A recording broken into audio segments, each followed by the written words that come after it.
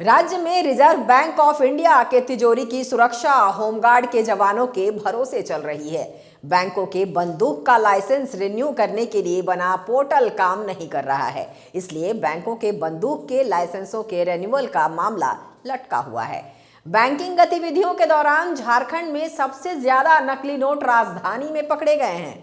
12 दिसंबर को होने वाले राज्य स्तरीय सुरक्षा समिति यानी SLSC की 18वीं बैठक के लिए तैयार दस्तावेज में इन तथ्यों का उल्लेख किया गया है।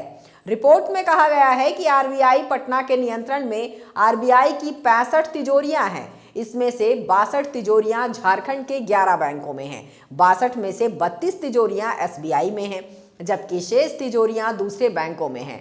RBI द्वारा निर्धारित मापदंड के अनुसार इन तिजोरियों की सुरक्षा के लिए 24 घंटे सशस्त्र बलों को तैनात किया जाना चाहिए, लेकिन झारखंड में RBI के तिजोरियों की सुरक्षा होमगार्ड के भरोसे है।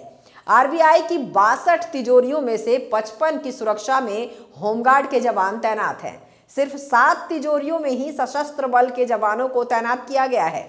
बैंकों की ओर से RBI के तिजोरियों की सुरक्षा का मामला गृह विकास के समक्ष उठाया गया है। इस मामले में गृह विभाग की ओर से ये सूचित किया गया है कि IG ऑपरेशन द्वारा 26 दिसंबर 2024 को आदेश जारी कर सशस्त्र बलों की तैनाती के मामले में खतरों के आधार पर समीक्षा की जा रही है, लेकिन इसके बाद से अब तक सरकार की ओर से कोई सूचना नहीं दी गई। रिपोर्ट में बैंकों द्वारा अपनी सुरक्षा के लिए रखे गए बंदूकों के लाइसेंस के रेन्युअल की चर्चा करते हुए कहा गया है कि नवंबर 2025 तक 48 लाइसेंसों के रेन्युअल का मामला लंबित है। बंदूकों का लाइसेंस रेन्युअल के लिए ऑनलाइन आवेदन का प्रावधान है, लेकिन ये पोर्टल काम नहीं कर रहा है। इससे बंदूकों के लाइसेंस का रेन्युअल नहीं हो पा रहा है। फिलहाल यूको बैंक के 17, SBI के 10, इंडियन बैंक के 9, बैंक ऑफ इंडिया के 5 और पंजाब नेशनल बैंक के 4 बंदूकों के लाइसेंस का मामला लंबित है।